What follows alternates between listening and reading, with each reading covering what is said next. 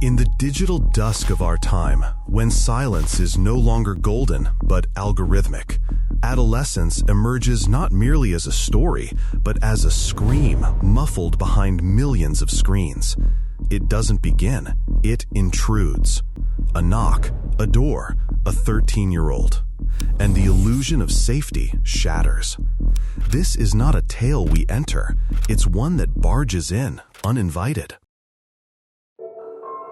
If you enjoyed this video and want to see more content like this, don't forget to like, subscribe, and share your thoughts in the comments. Your support truly helps us grow and keep going. This 4-part British miniseries isn't television, it's testimony. A raw, one-shot descent into the underworld of adolescence, lit by smartphone screens and shadowed by hashtags. No cuts, no comfort, just reality in real time. It watches us watching them, and in doing so, it indicts us. Every frame feels less like fiction, more like footage. Episode 1 strikes like a fist wrapped in velvet. The SWAT raid, the trembling boy, the urine-soaked jeans. We want to believe it's a mistake until the knife appears. Until the truth, like a brutal sunrise, forces our eyes open.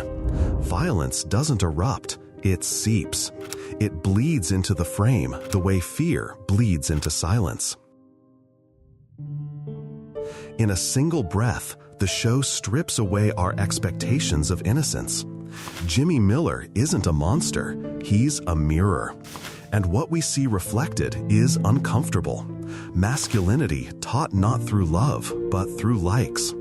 Through echo chambers, through avatars more real than self. The scariest part is not what he did, but how familiar it feels. The second episode feels like a procedural thriller, yet beneath it hums the machinery of meaning. A school, emojis, hashtags, and a chilling realization. The semiotics of violence have gone digital. A single egg or skull can now be the kindling of catastrophe.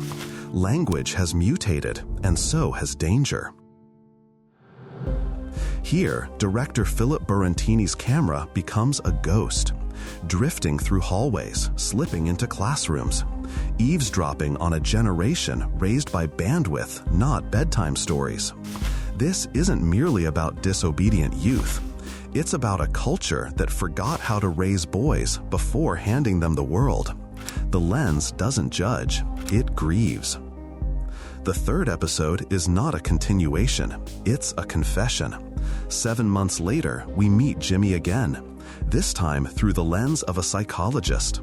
It's here the show dares to excavate motive, to wade into the swamp of rejection, desire, and digital longing. Empathy becomes an act of excavation. Jimmy wanted to be seen, to be liked, not viral, just visible. And when a 13-year-old learns that his worth can be reduced to an emoji, that intimacy is just another algorithm, what happens when he's ignored, when he's erased? He doesn't explode, he downloads rage. And the internet gives him infinite storage. The final episode is the quietest and the loudest.